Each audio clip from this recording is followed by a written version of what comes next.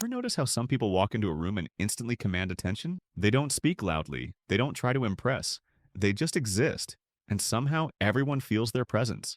That's not charisma, that's not extroversion, that's dangerous confidence, the kind that makes people simultaneously attracted to you and slightly afraid of you. Here's what's going to change your life forever. Dangerous confidence isn't something you're born with. It's a psychological state that you can activate at will once you understand the hidden triggers that control how people perceive power. And today I'm going to show you exactly how to flip those switches in your own mind.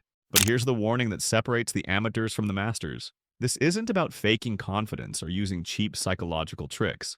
This is about rewiring your mind at such a fundamental level that confidence becomes your default state rather than something you have to constantly maintain. The ancient Stoics understood this better than anyone. Marcus Aurelius, Emperor of Rome, wrote, "You have power over your mind, not outside events." He knew that true confidence comes from within, not from external validation or circumstances. By the end of this video, you'll have the exact psychological framework to build the kind of confidence that changes how people respond to you without saying a word. Here's the brutal truth about confidence that nobody wants to admit.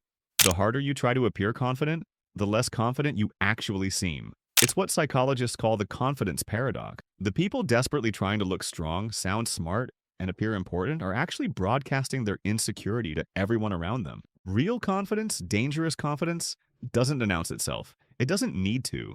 When you're truly confident, you stop performing confidence and start embodying it. You stop trying to convince others that you're worthy of respect and start assuming that respect is the default. This shift is subtle but devastating in its impact on how people treat you.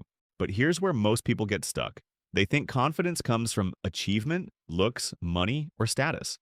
They believe if they just get enough external validation, they'll finally feel confident.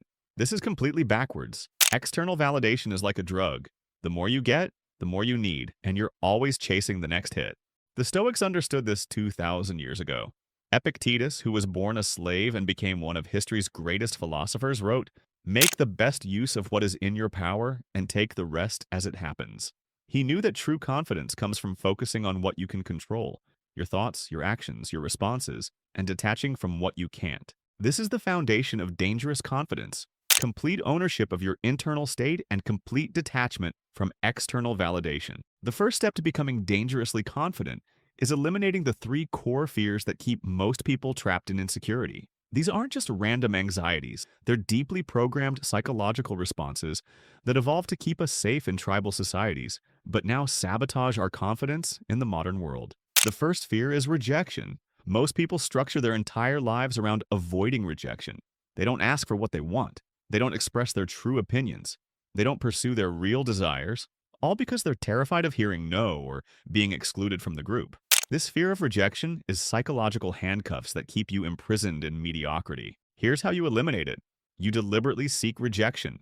Not once, not twice, but consistently until your brain rewires itself to see rejection as data, not death. Ask for things you don't expect to get. Express opinions you know others might disagree with. Put yourself in situations where rejection is possible but not devastating. The second fear is failure. Most people are so terrified of failing that they never try anything significant. They play it safe, stay in their comfort zone, and then wonder why they feel stuck and unfulfilled. This fear of failure keeps you small when you were born to be dangerous. The Stoic approach to eliminating this fear is what I call premeditated failure. Before you attempt anything, visualize the worst possible outcome in vivid detail. Not to scare yourself, but to realize that even complete failure wouldn't destroy you. As Seneca wrote, "We suffer more in imagination than in reality." The third fear is judgment. This is the constant worry about what others think of you, and it's exhausting. It makes you second-guess every word, every action, every decision. It turns you into a performer in your own life rather than the director. The elimination protocol here is radical self-acceptance. Not self-improvement, not self-optimization, but complete acceptance of who you are right now, flaws and all. When you truly accept yourself, others' judgments lose their power over you. As Marcus Aurelius wrote, "It never ceases to amaze me. We all love ourselves more than other people, but care more about their opinion than our own." When you eliminate these three fears, you create the psychological foundation for dangerous confidence. The second step to becoming dangerously confident is developing what I call PowerPresence, the ability to command attention and respect without saying a word.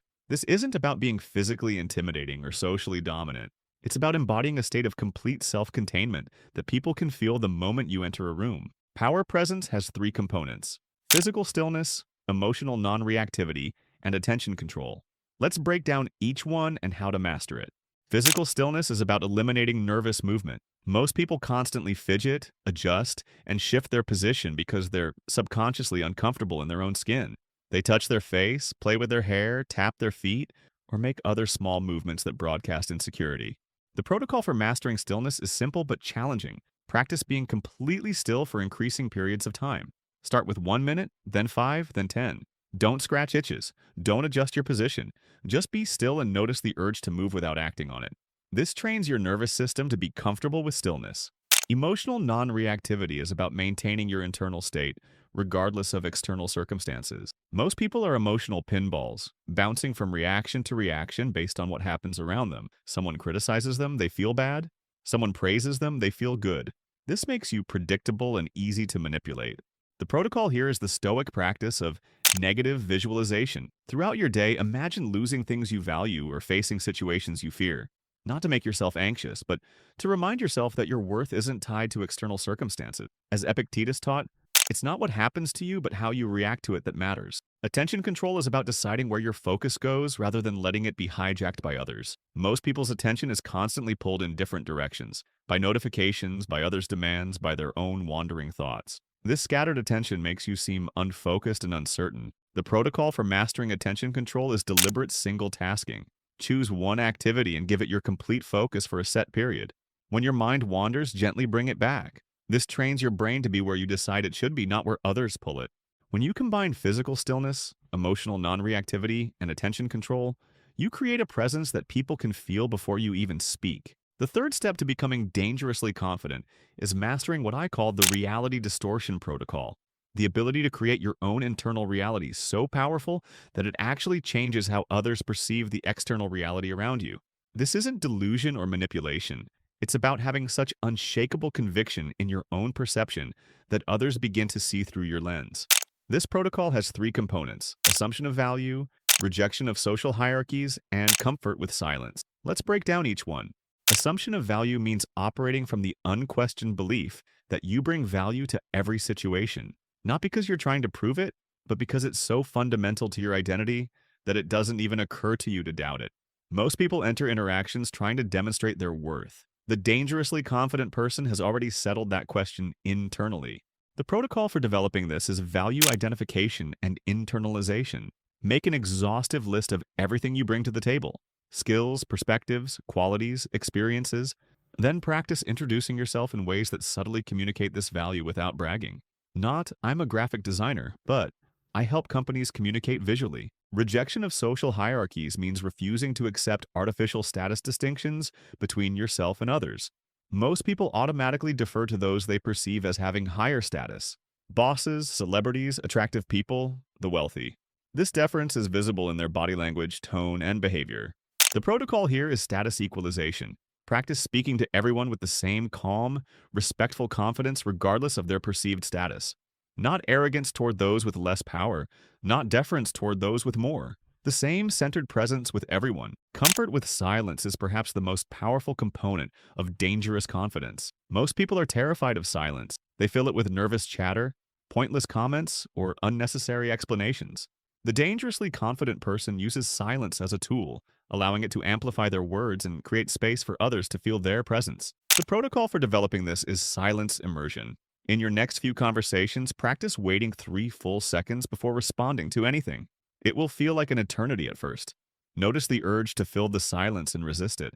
Watch how this small change completely alters the dynamic of your interaction. When you combine assumption of value, rejection of social hierarchies, and comfort with silence, you create an internal reality so powerful that others begin to accept it as external reality.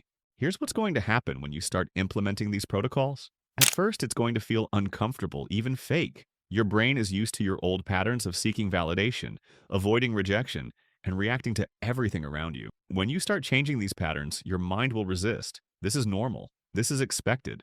This is part of the process. But if you push through this initial discomfort, something remarkable happens. These new behaviors start to feel natural. The stillness becomes your default state. The emotional non-reactivity becomes your normal response. The comfort with silence becomes your natural preference. You're no longer performing confidence, you're embodying it. And that's when people start treating you differently. They listen more when you speak. They respect your boundaries, they value your time. They seek your approval rather than you seeking theirs. Not because you're manipulating them, but because humans are wired to respond to genuine confidence with respect. But here's the warning that separates the truly confident from the merely arrogant. Dangerous confidence isn't about dominating others or feeding your ego. It's about liberating yourself from the prison of external validation so you can make decisions based on your values rather than others' approval. As Marcus Aurelius wrote, the happiness of your life depends upon the quality of your thoughts. The implementation plan is simple but requires consistency. For the next 30 days, practice physical stillness for 5 minutes daily. Seek one rejection every day.